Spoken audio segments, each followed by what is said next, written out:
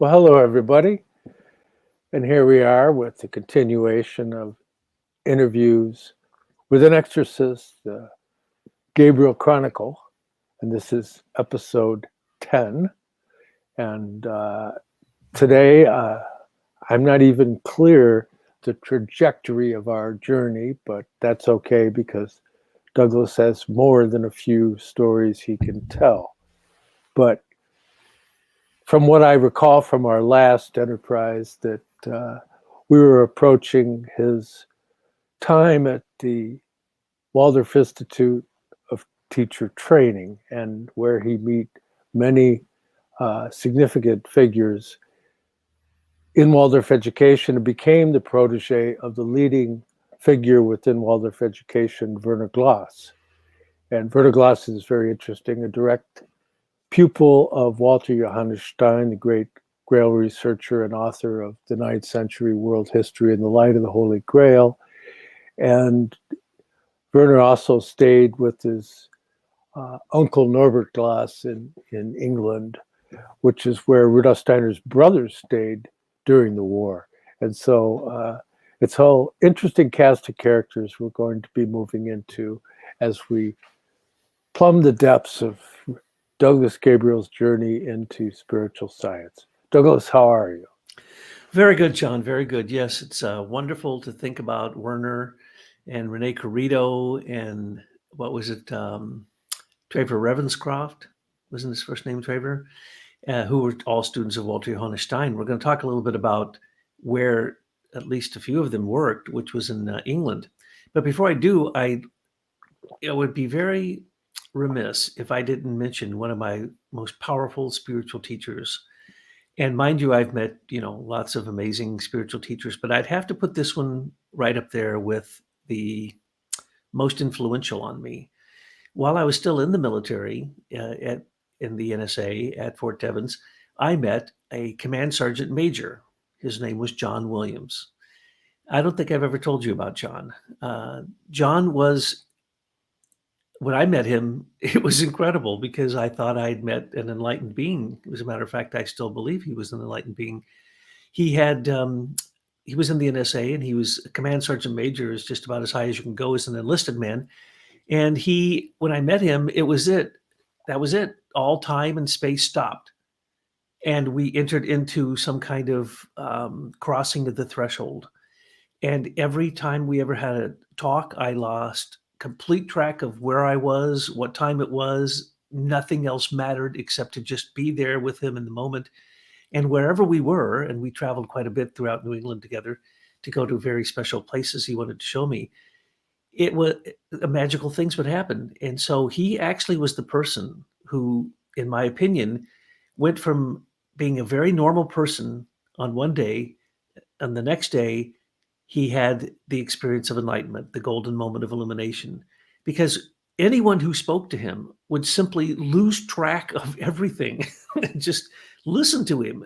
And he was the most humble and sweetest and nicest man. Now you would say, but wait a second, he couldn't have been a command sergeant major if he was a nice, sweet, humble guy. Correct.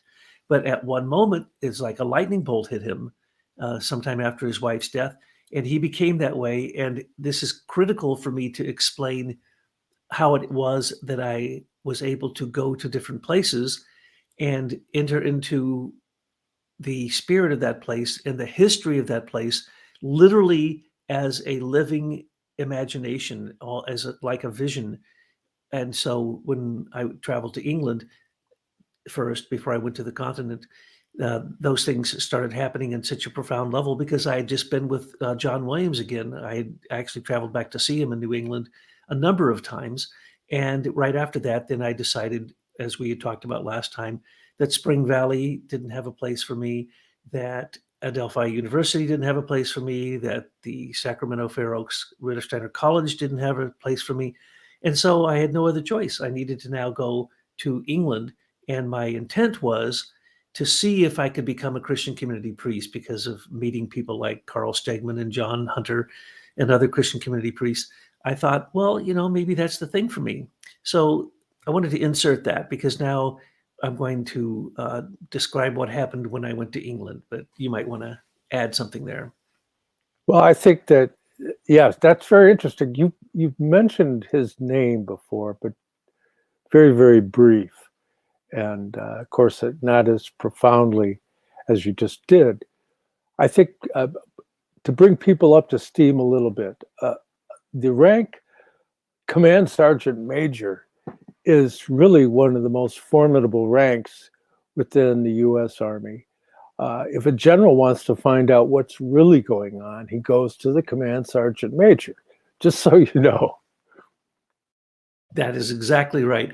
And so he basically, from one day to the next, became like the major guy at Fort Devens. Like you say, when the top brass, the officers want to know something, that's who they go to.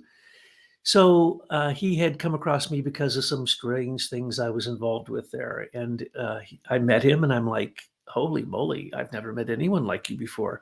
He was beyond clairvoyant, beyond clairsentient, beyond clairaudient. He was completely in tune with reality. It was like the Tibetans teach, you have to go into this emptiness, and in the emptiness, the clear light then teaches you wisdom either by sight, sound, or touch, clairsentience. And he had all of that. And it didn't matter what we were doing. We could be eating a cracker. And it was a revelation. It was the thing itself speaking to you. So we would go to these nature places. We were kind of in the habit of chasing down all of the places that Johnny Chapman, had planted these original orchards in New England. And we just decided, well, we're going to go to them because we want to know why Johnny Appleseed planted these orchards in these places. And many of them were still growing at the time, where we'd go to the Stonehenge of New England, or we'd go to Hammond Castle, or we'd go to these places.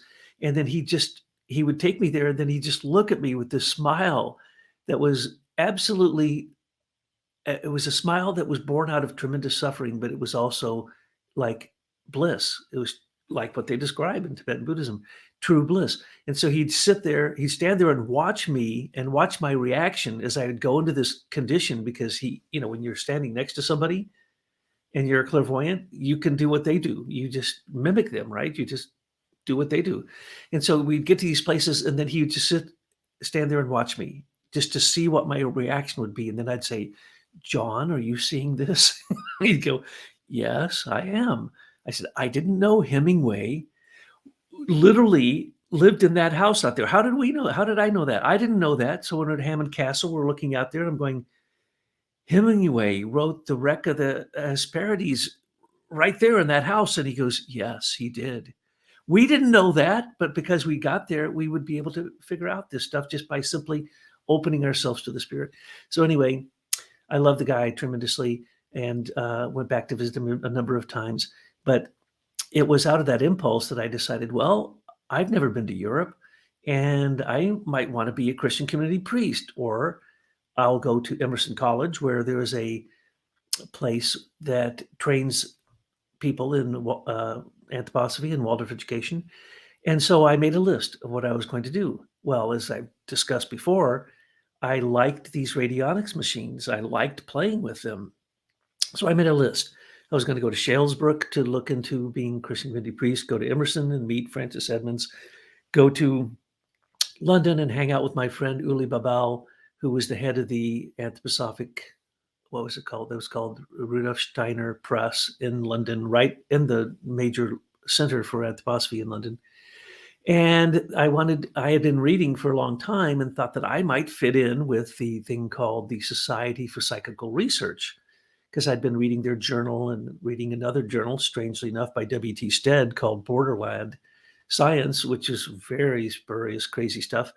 And already I had known about, through Josephine Porter, who was in charge of biodynamics, that the Findhorn community, which at that time was getting all this press, crazy press about that they could talk to the elemental beings there at Findhorn and so on and so forth. So I made this list of all these places I wanted to go, and I headed out, left Spring Valley, left the crazy guy who was the kind of my senior. He was kind of my senior, and he was basically, as I pointed out, in charge of whether anybody could stay in Spring Valley and study anthroposophy. And I had also met, of course, his superior, who was a real jerk. I really didn't like him, and I thought, I don't even want to stay in America because I don't want to hang out with this guy. He's a complete jerk. He's a psychologist, and he wrote a book bashing Rudolf Steiner, in case you ever want to find it, which you probably can't. The Sun at Midnight, it's called.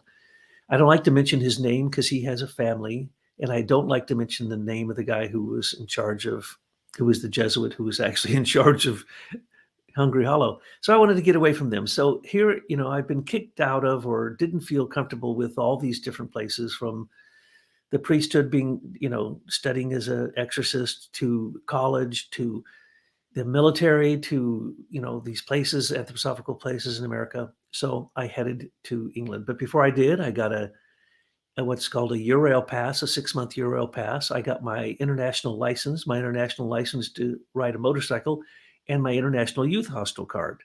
So I was all set, and I had a bunch of money. So I was all set. So I went over, and the first thing I did is I went to Shalesbrook, which is right near where Emerson College is. As a matter of fact, it's very, very near it. But that was the number one place in English that you could study to be a Christian community priest. I had heard about the guy who ran the place. His name was Adam Biddleston. Later, his son, Daniel, became a very close friend of mine in America. But I went there, and I was staying in a little house there. I also carried a very makeshift tent with me wherever I went, so I could stay anywhere I wanted.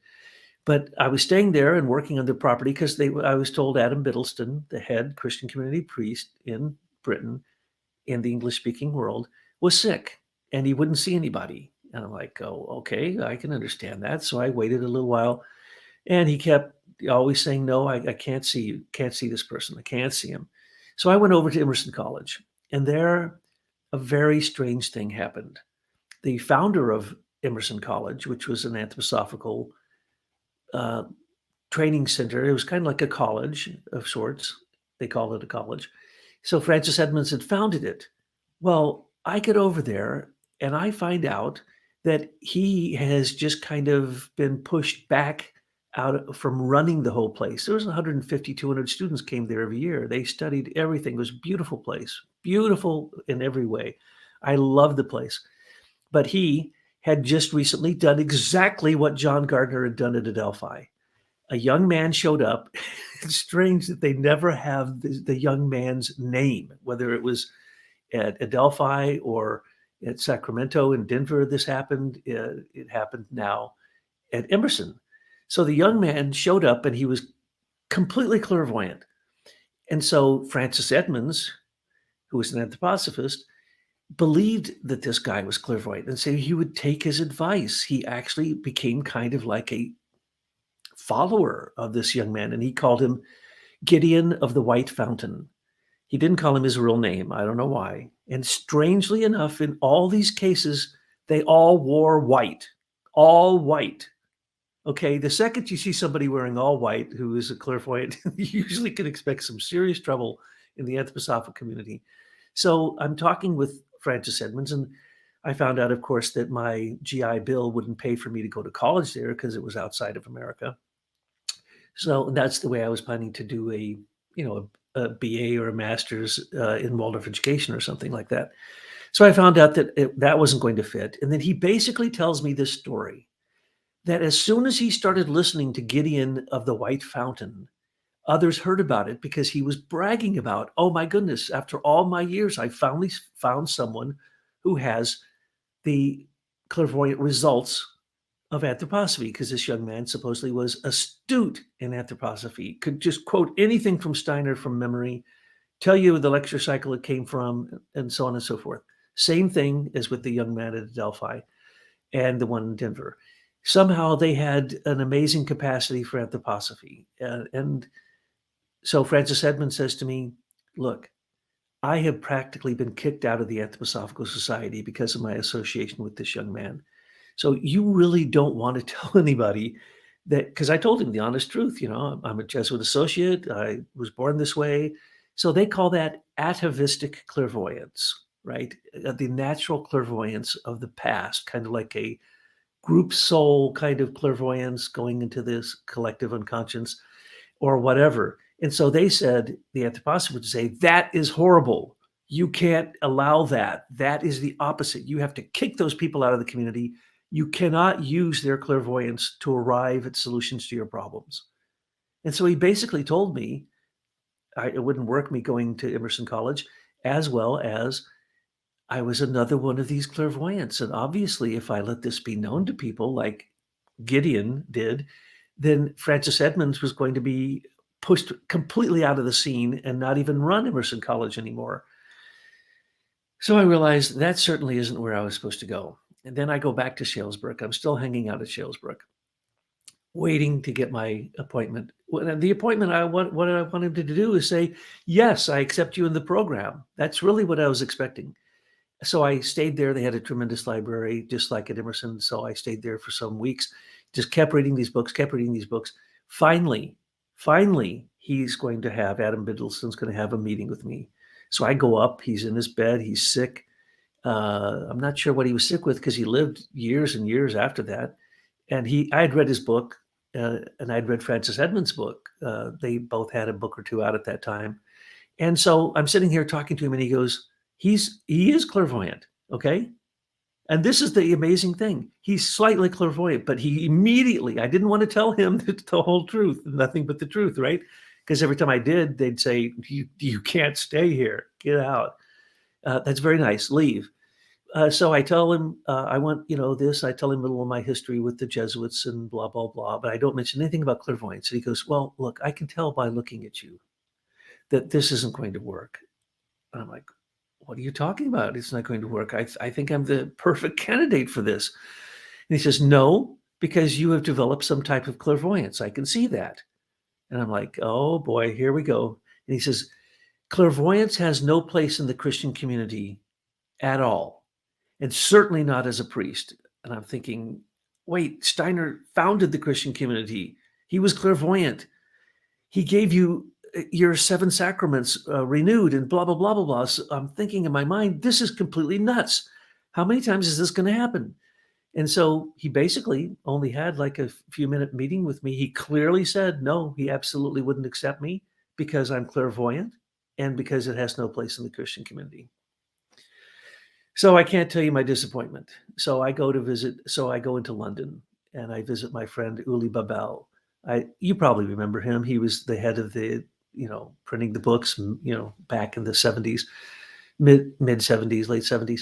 So I stayed at his house, which was an apartment above the, what's called the Rudolf Steiner House, which is the home of anthroposophy in England, and it's in London.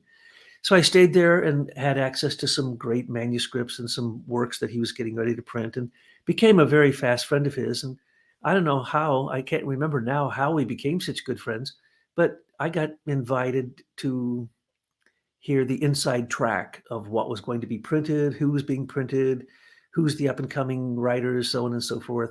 And that was wonderful. But one day I'm downstairs and I'm kind of, everywhere I went, I would do 2 things. I'd pay my own way and I'd just watch. And this was one thing that John Williams taught me. He says, you can get in anywhere. You don't have to have a ticket. You never have to have a ticket. And I'm like, what are you talking about? He says, you simply show up, use your clairvoyance, figure out what they need most, and just come and say, I volunteered to do this. And they go, well, how do you even know that needs to be done? Like painting something or working in the garden or whatever. It didn't matter. Physical labor, whatever, anything. So I would volunteer. And so they'd take me in, and pretty soon I'm just a worker, and everybody tells the janitor what to do. And yes, I was the janitor at Green Meadow when I first started there. I was the janitor at a variety of these places because the janitor usually knows everything. So I'm working with Uli and I'm downstairs in the bookshop or something. And who do you think walks in? What's her name? Annie Lennox. I've told you this, right? Annie Lennox walks in and she starts asking questions. She's with this other young man who later I find out is that guy that she started the Eurythmics with, right? So I didn't know who she was.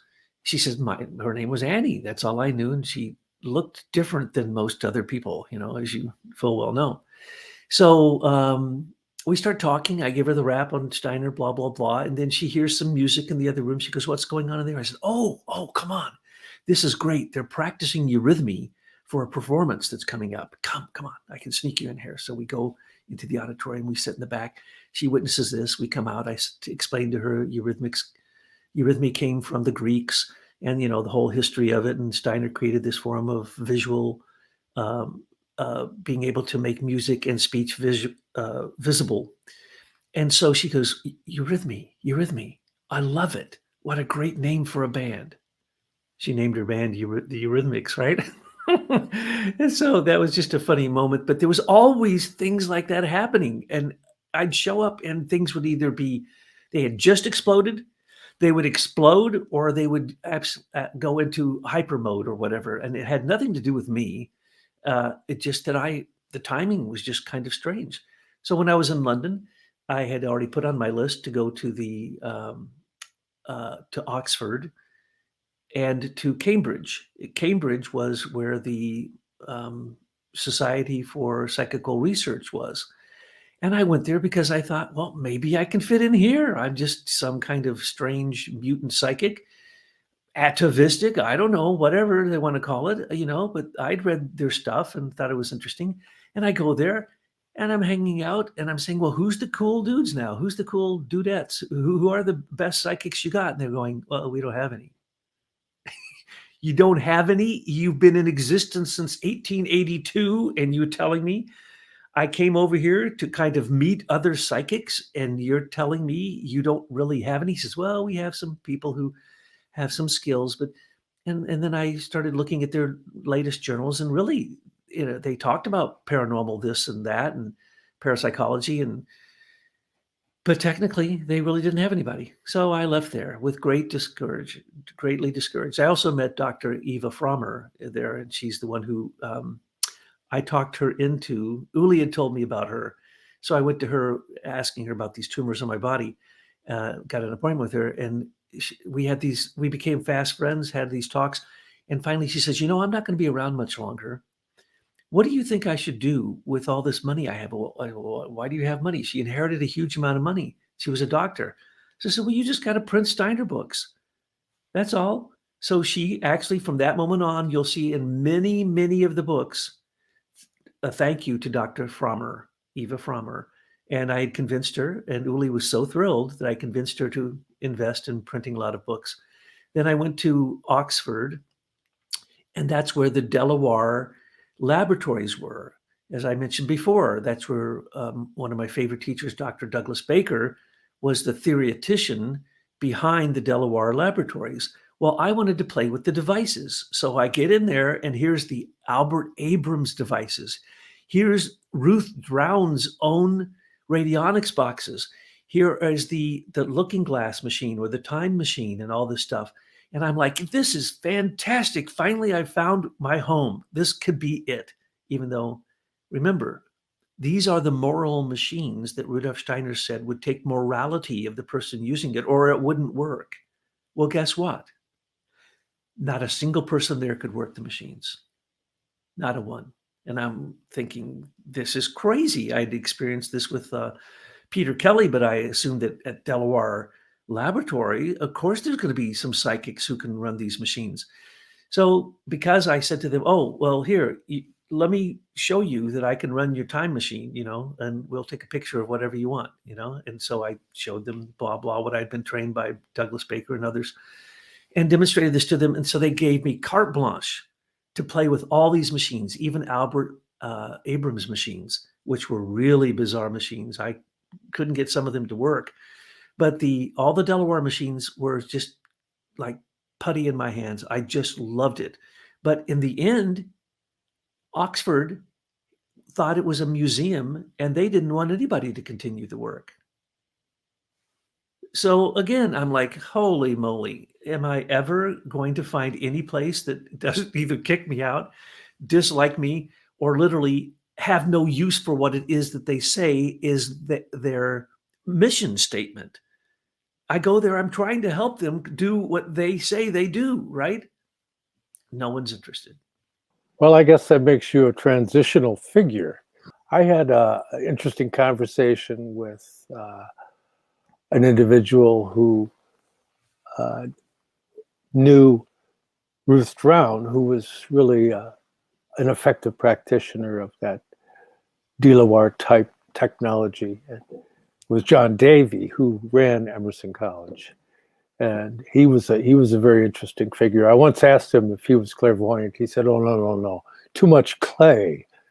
But he was a brilliant man, really, and just a wonderful, wonderful human being.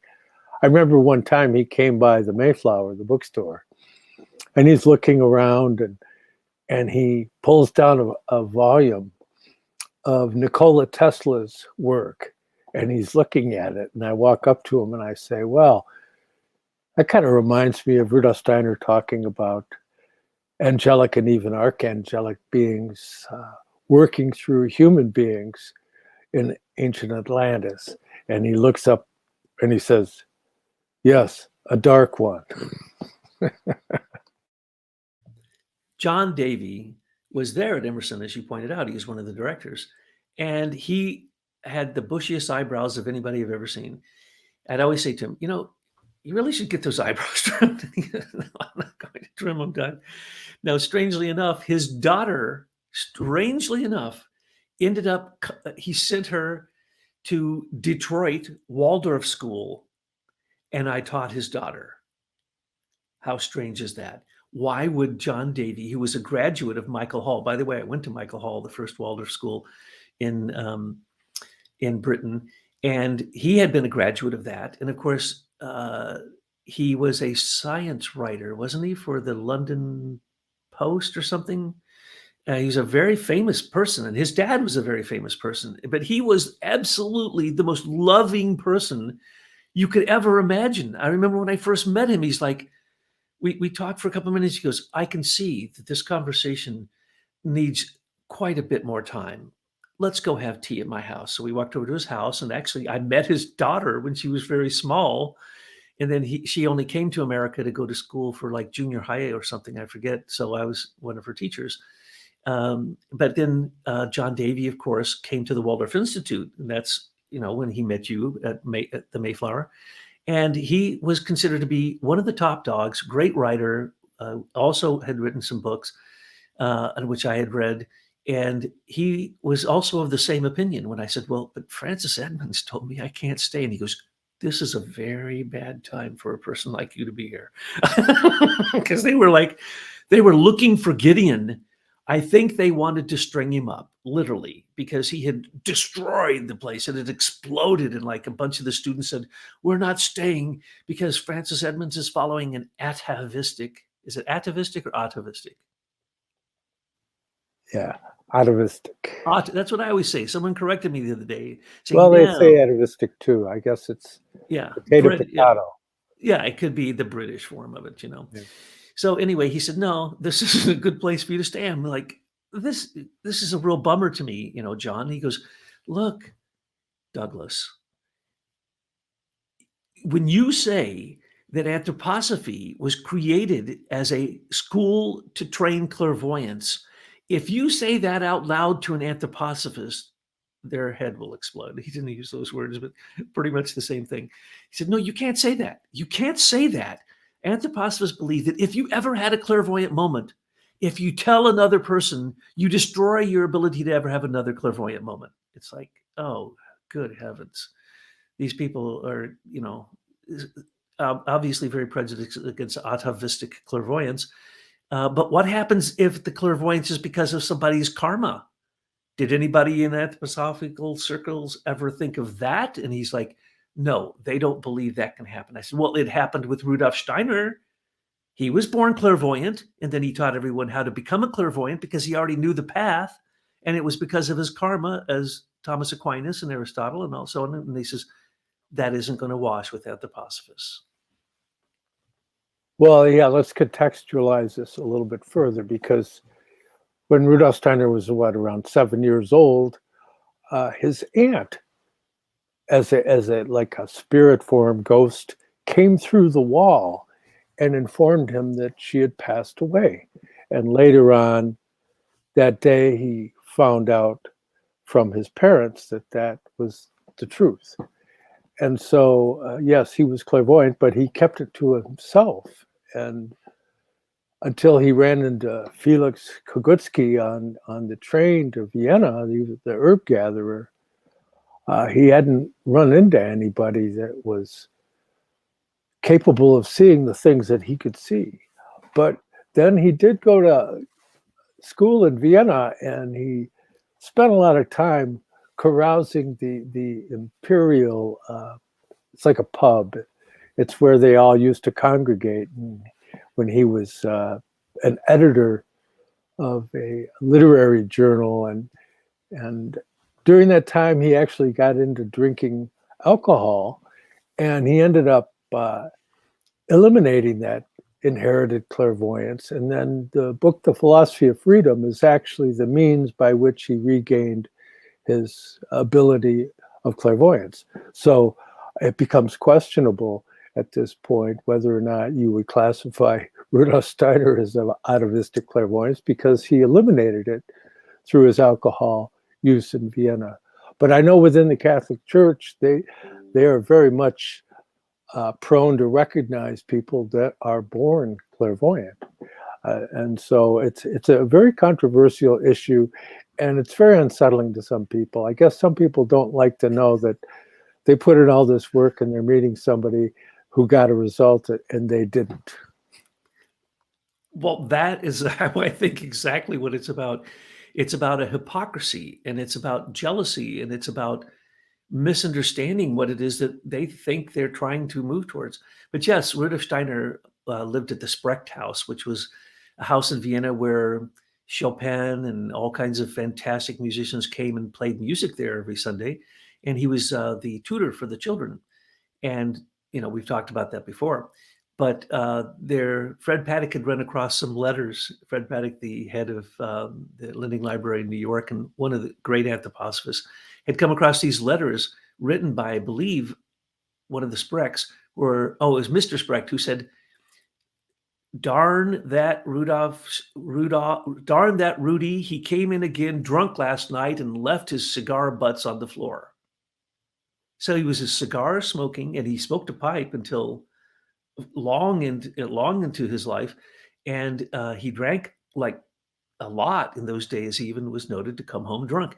And he was hanging out with some crazy people. Remember the story where they had to draw straws to see who could go get the head, cut off the head and bring it back of one of their compatriots who'd gone to Italy and died? Yeah, and there was that one guy who he was just sleeping on a bench in the park. And that was part of their little circle in the Imperial Club. And I don't know, that's a fascinating period. In fact, a mutual friend of ours had a brother that was around that scene in Vienna. He was like a brother of the grandparents. And so that he knew Rudolf Steiner at that time. So, but Vienna, it's like Athens, really, at the time. If you look at the cast of characters that were in Vienna at that time, so many leading individuals, because it was the center focus of the Austro-Hungarian Empire. Absolutely.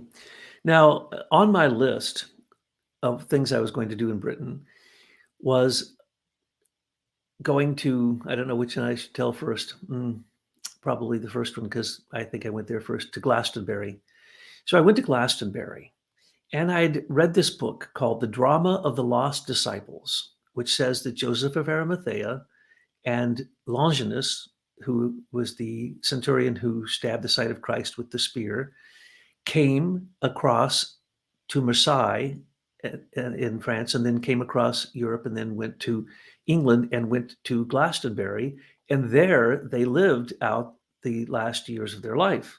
Now, this is supposedly verified because the spear of Longinus was held in this monastery, and no one even knew it was there for a long time until, how do you say her name? Boadicea?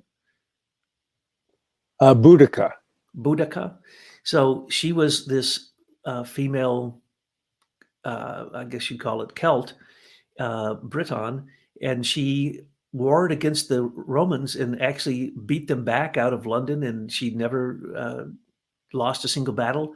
And she said and there's this whole history that she carried in her hand the spear of Longinus that led her into battle, and when she was even completely outnumbered, and the Romans were attempting with all their might to conquer all of Britain, of course, as any historian would know.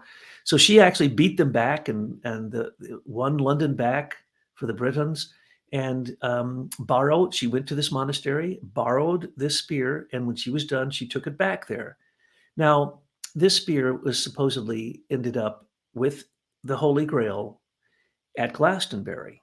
And they say that this is true because up on what's it called, Wariall Hill is a hawthorn tree that they say was the staff of Joseph, that when he got to Glastonbury, he went up this hill because you could see all around. And at that time, it would have been a lake around an island. And that island now is called Glastonbury Tor. It looks like a volcanic cone right in the middle of this depression that supposedly was a lake around it, and you could look around in 360 degrees and see the entire zodiac imprinted into the landscape. And this is the place, of course, that Arthur was supposedly buried. Arthur went to the Isle of Avalon. He didn't die. And this place was the center of Grailism, the center of Arthurianism. It was the center of magic. It was the center of the most amazing things. So when I got there, I thought I was in heaven. Once again, I'm thinking, man, this is so totally cool because there's Chalice Well. Okay, Chalice Well is where supposedly the Holy Grail cup was placed in this well, and then they have this metal thing over the top of it. But you can look into the well, and nobody's ever gone down into the well to see if it's there, but the Brits are completely convinced that it's real, right? So before I left Spring Valley, I was talking to two friends, this married couple, and they said, I told them I was leaving. They said, well, where are you going? I said, and I had a vision. I looked over this woman's shoulder, and I saw Glastonbury Tor. And in between, I saw a wall, a brick wall, and on top of the brick wall were crystals cemented in all the way along this wall. And so I look at her and I say, oh, kind of in a strange condition, I say, oh, don't worry. I'll see you again soon in Glastonbury at the Crystal House. And she looks at me and she says, what are you talking about? What's Glastonbury? What's the Crystal House? And, I didn't know anything else to tell her except that I'm going to see you there before too long.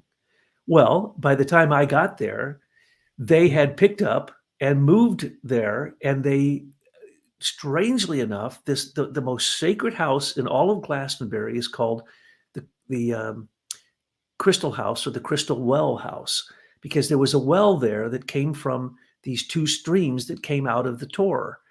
And the one stream went to Chalice Well, and it was red. It was filled with iron.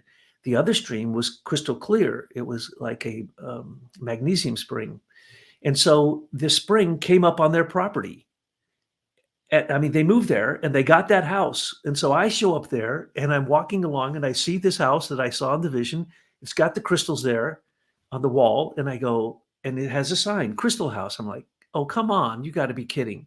So I go up and I knock on the door, and who do you think answers? The very woman who was standing there. And I said, wait a second, wait. And I take her and I turn around and I said, stand right here, standing in the front porch. I'm going, this is the vision I had. So I decided I needed to stay there for a while. Well, it is filled with all the psychics, all the clairvoyants, all the great Arthurian writers. All these people are there. It's just amazing place. And so I stayed there for a while and really thought that maybe I'd come home. But then I found out that, it was kind of very Druidic and very Celtic and very much into Arthurian legends. As a matter of fact, Arthur and Guinevere are supposedly buried there. So my friends and I, who had just got there just a little bit before I did, and somehow they said, I want to rent a place. And the lady there liked them so much. Somehow they met her that it was her house. She rented it to them. So we stayed in that house.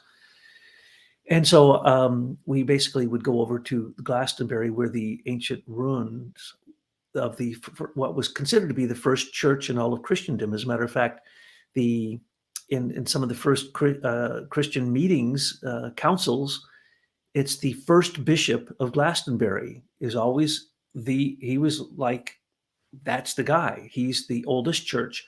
They believed that Joseph of Arimathea, when Jesus was young, he was the tin trader for the Israelites, and they needed tin, of course, to mix with copper in the Bronze Age. And he would travel and pick up this tin in Cornwall.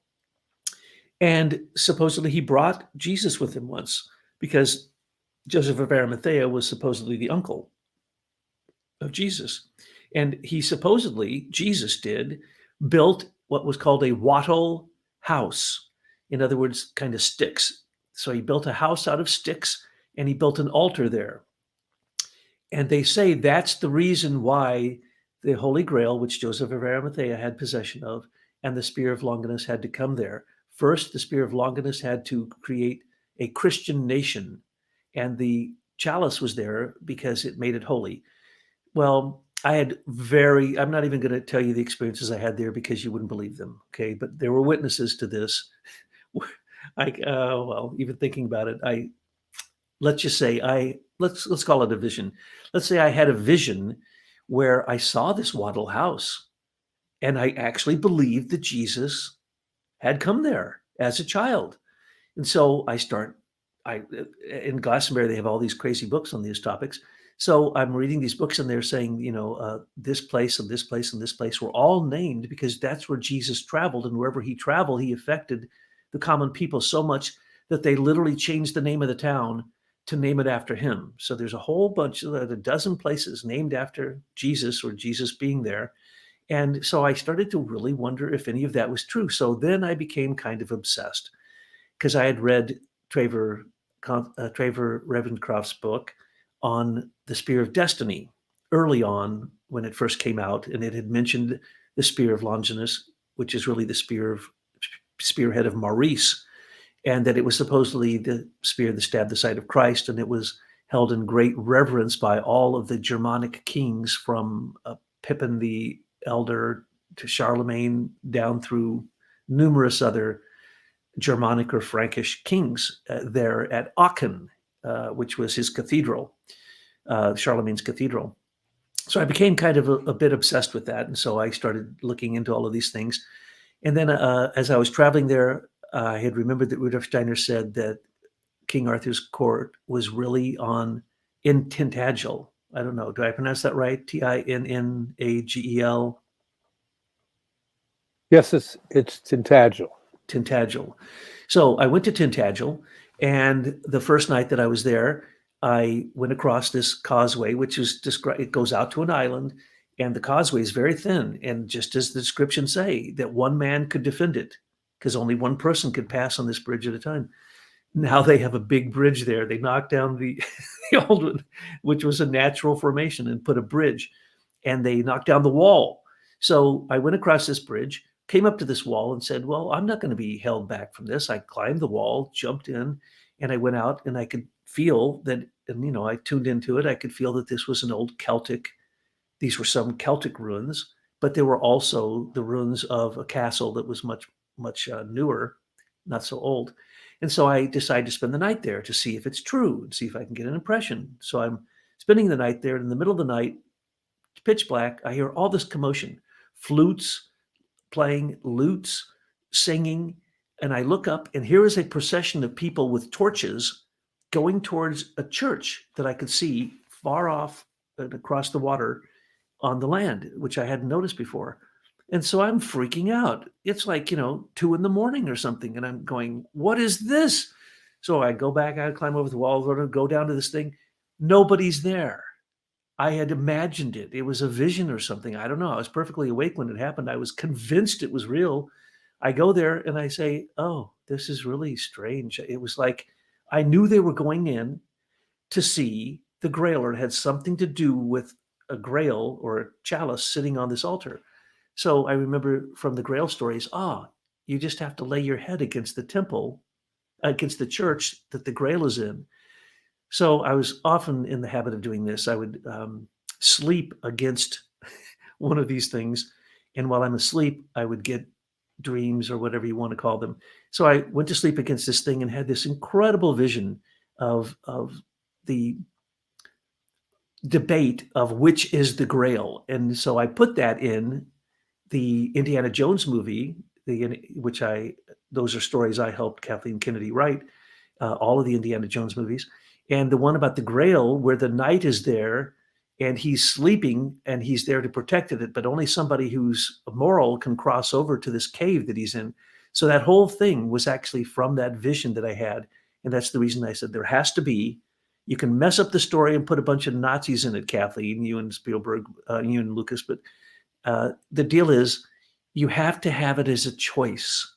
It has to be a choice. And what's going to be, so there's these, that's why there are shelves of grails. But what will be the choice? If it was Jesus's grail, well, it would be a humble wooden grail now, wouldn't it? And of course, the most humble grail is the one that Indiana Jones realized has to be the real grail. And of course, I also insisted, matter of fact, I think you were around and you knew this. I insisted that the Grail had to fall into an earthquake and go into the core of the earth after demonstrating that it had healing powers to continue the lineage of the Grail protectors. And in the Indiana Jones movie, they actually did that. It was one of the two good things in that movie that I really liked that they did take from me. But a lot of the rest of the story, they didn't use. So anyway, I have this experience, and then I travel around England, and I'm looking for evidence that Christ was there. And then I realize, well, wait a second. I have heard rumors in some crazy books that the Holy Grail is in the apprentice pillar in Rosslyn Chapel. So I head to Scotland, and I go to Rosslyn Chapel, and I'm looking around. I'm going, I don't think the Grail's here, but something's here. This is totally a lineage of the Grail stream, you know. And then I found out, I went out to the cemetery and found gravestones that had Templar swords on it, that there was this Templar influence and so on and so forth. Now they say that literally the blood lineage of Jesus and Mary Magdalene's baby, the wondrous child that came to Marseille, this is very much along with the stories of Joseph and James, the brother of Jesus, Longinus, and the wondrous child called Sarah, came across the channel, came across France into Spain, went across the channel and went all the way to the north, and they were protected there later, and their secrets were protected by the Templars. So now you can actually see books, you can actually see a movie where the lady who claims to be the blood descendant of Jesus and Mary Magdalene is still there, and that the secret was held in the not the sanctuary, but in the place where the priest prepares. I forget what that's called. I should know. But that is the place that I found. I'm going through this whole building, and I'm standing in this refractory. I forget what it's called. But anyway, I'm standing there and I'm going, this is the place. This is really the sacristy. Yeah, exactly. So the sacristy. And I'm like going, it's here. Something's here.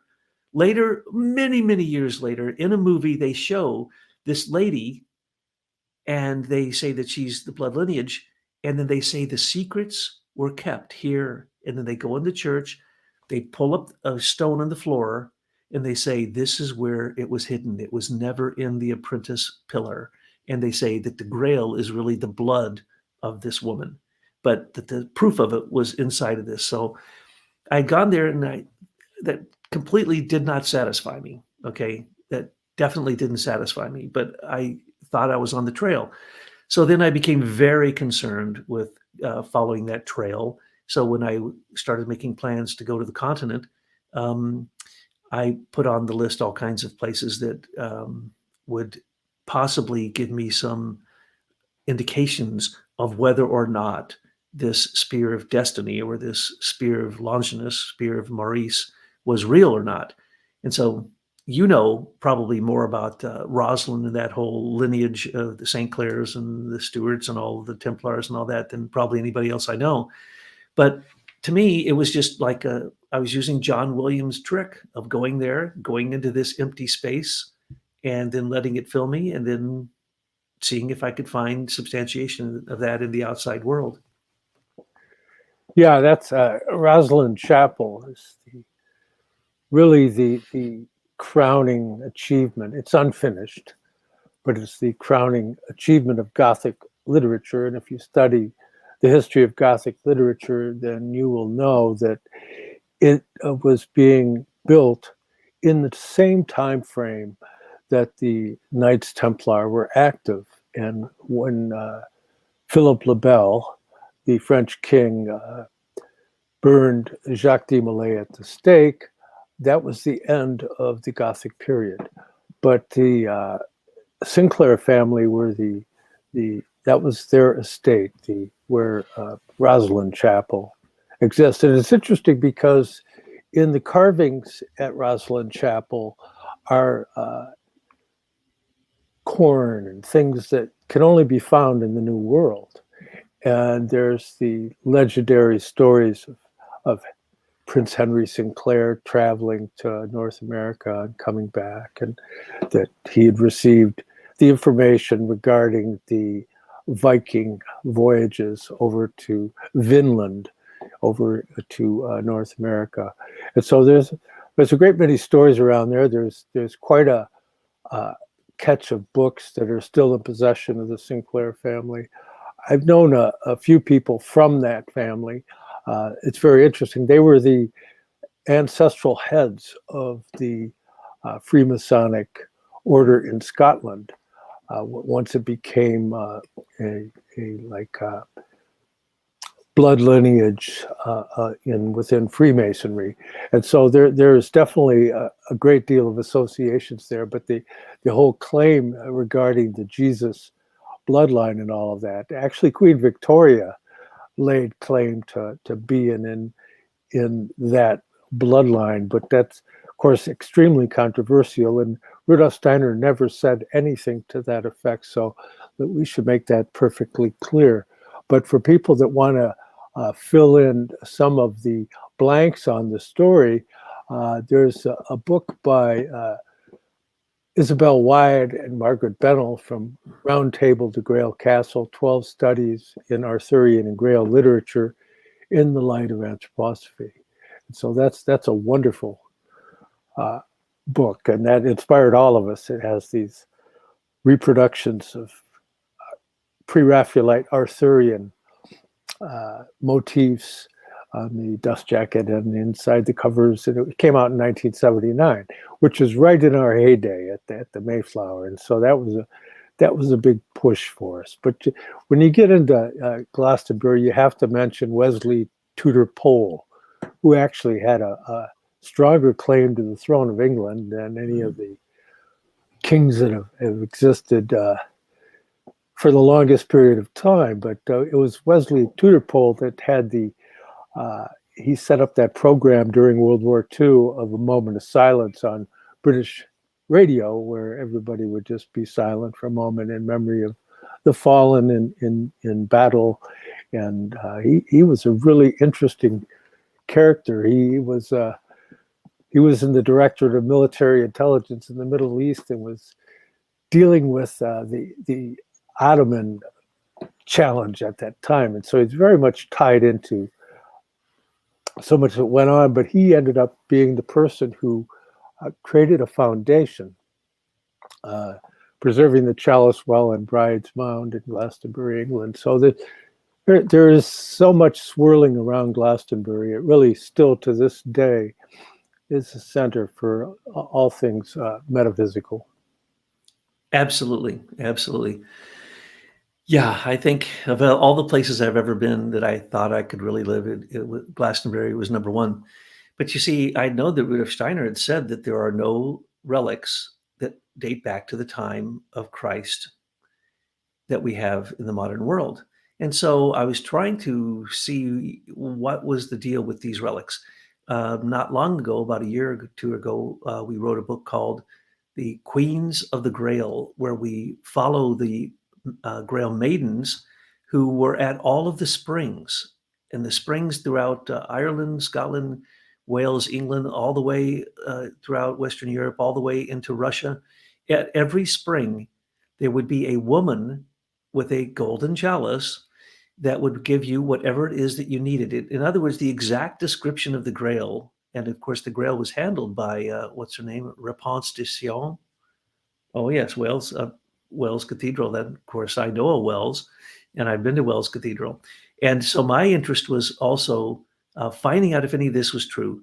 So if you want to get the real story, we've done tremendous research demonstrating the real nature of the Grail, how it came to be, the Grail stories, the Grail lore, and that it does go back to the blood relics of Jesus Christ, or at least those things that were assumed to be, or the legends around, the mythology around it. And so we tried to bring this forth because of a story we'll tell at another time, the Spear of Love, or the Spear of Antioch, which was sent to us, and we vetted it, as it were. But anyway, so I left there thinking, okay, I got to go to the mainland. I want to visit, Aachen. I want to go to the Vienna. I want to go to these places that I can see if these things were real, or what kind of energy is coming off of these relics, what they claim to be relics. But before I left Scotland, I went even further north to Findhorn, because I had heard about Findhorn, read a couple of David Spengler's books, I had Dorothy McLean's book. And so I went there, and as often happens, not because I meant to, not because I planned it, they were having some kind of strange reunion, because David Spengler and our friends became very, very, very close with us, Kathy and Malenko Matanovic. They were the new troubadours, but so was David Spangler. He helped write a lot of that music with another friend, another man, and Kathy and Malenko. And so they had been there I think in 68 or something, when, what was his name? Eileen Caddy and Peter Caddy had been running this beautiful hotel. Can't quite remember the name of it, but it's a gigantic old manor house, gigantic. And they were running it, and then they no longer were running it, so they moved nearby to a little trailer park. They were poor, and they had to start growing their own food. So they started growing their own food, and somehow Eileen had always been kind of spiritual, and Peter too. But then Dorothy McLean came along, because there were some claims that they were having amazing results growing huge vegetables. Dorothy McLean came and said, yes, there are elemental beings here. Pretty soon she called them devas, pseudo angels. And they literally started telling the press, that they talked with the elemental beings, and that this was something they could do. Well, David Spangler, when they were there for some reunion for the Lorien Society, I think they were going to go out to Lindisfarne. I think it had something to do with either the founding of Lindisfarne or something to do with Lindisfarne. But I had stumbled down to the place, and it was just overrun with people. But there were tons of people in tents. They didn't have enough places for people. Their gardens were, sorry to have to say, a huge disappointment to me. They were talking about growing 40-pound cabbages. Yeah, big deal. And this and that. But the reality was they weren't good gardeners. Okay. So I guess someone from Emerson College had told them, get together with biodynamics. So Josephine Porter had sent them a bunch of materials and preps, and told them, to start doing composting. But when I got there, I looked at it and said, well, why would you all be surprised? First off, have you never heard of sonic bloom? You guys never leave these plants alone day or night. You're out singing to them. You're meditating to them. All these hippies were all in the garden trying to commune with onions and cabbages. So I found it rather kind of silly. Dorothy McLean later I hired to come to Hawaii and do a course on her elemental and angel thing. And later, through the Mayflower, I recommended that we get David and the new troubadours to come. And they did. They came to Detroit again and again. And we'd sit in a circle with David Spangler, who could directly talk to higher beings. He's absolutely one of the most clairvoyant people I've ever met. And it was valid. And he did it quite consciously, no trance. And I've never heard a voice nicer, more angelic than Kathy Montanovic. And Malenko was just a totally cool guy. So we became fast friends with them. They introduced us to William Irwin Thompson later, and we actually did workshops with them. I traveled to Seattle a number of times. Every time I was in Seattle, I'd stay with them. And for many, many years, our dear friend Howard was in weekly contact with Malenko. and David Spangler, and so was Robert. Robert would always talk to David. I kept track of David for many years, but he kind of got out of the New Age thing. He was considered to be not only the spokesperson for Findhorn, but he left there in '73, and then he came back for this event. So I got to hear him speak, and that was it for me. I said, "This." I didn't even need to talk to the guy. I just said, "This is the guy," and they sang these songs that were so beautiful. And so I learned some of those songs and brought them into this church I created in Hawaii. So I was very connected, but they were using sandy soil, and they took tons, and because they were so poor to begin with, they took tons of seaweeds directly out of the ocean and put it into their garden. Well, that is the reason that their plants went huge and crazy, and then the core would start to rot because they would overgrow. This any biodynamic gardener could have told them, and did tell them, you need to stop using so much seaweed. You need to stop using so much fish emulsion or whatever it was called, and you need to get your soil not to be so sandy. You need to get it with a lot of compost so you can develop some humus and get something going. Nowadays, hundreds of people live there. It's the ecocenter of the world, ecological community. And it's wonderful. And I don't mean to bash them at all, because again, I would have stayed there had David Spangler been living there, or had Kathy Malenko and the New Troubadours still been doing their thing, because that was really very, very powerful, moving experience for me to meet those people. And then to later, years later, have such a close association with them. So that pretty much, I traveled to other places in England, but that pretty much got me to the point where I said, okay, now I need to go to the continent, go to Western Europe, and start looking around, doing my psychic research, I guess you'd call it, right? And by the way, Peter Hurkos was the only psychic they had at the Society for Psychical Research. And I will not bash him. He is literally one of the greatest clairvoyants ever. He fell off of a ladder. He was a painter, bumped his head, had total clairvoyance after that. He solved hundreds of unsolved cases for the police. Incredible being. I never got to meet him, but I saw lots of videos of him doing this thing. And then one day, it all went away. He was no longer, and he told everybody, nope, don't have any more impressions. Sorry. So I was still on this search for someone like myself. I'd found someone like John Williams. I'd found someone like Spangler, and I just needed to keep looking. So then, of course, I was going to head to all these anthroposophic interests, because that was my major mission, was to try to figure out Waldorf education and anthroposophy and see what good it could do to help the Catholic Church become a better place.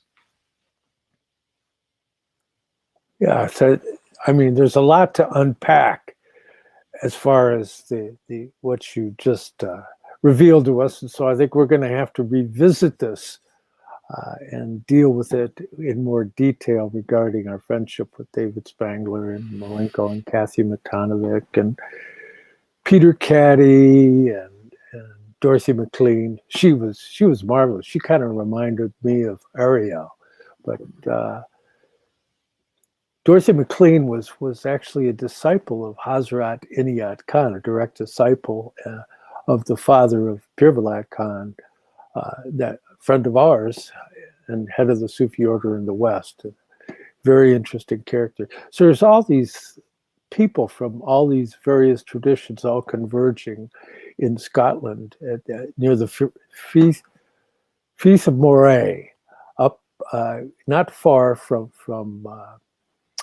the Sinclair properties, and so it all kind of bundles together, and it's very interesting because it also has a critical role. That region has a critical role in the career of Madame Blavatsky, that she was boosted in her efforts through her association with the Lady Caithness. And so there's a lot to unpack here, but we don't want to go too long, and I'm enjoying this probably more than anybody else.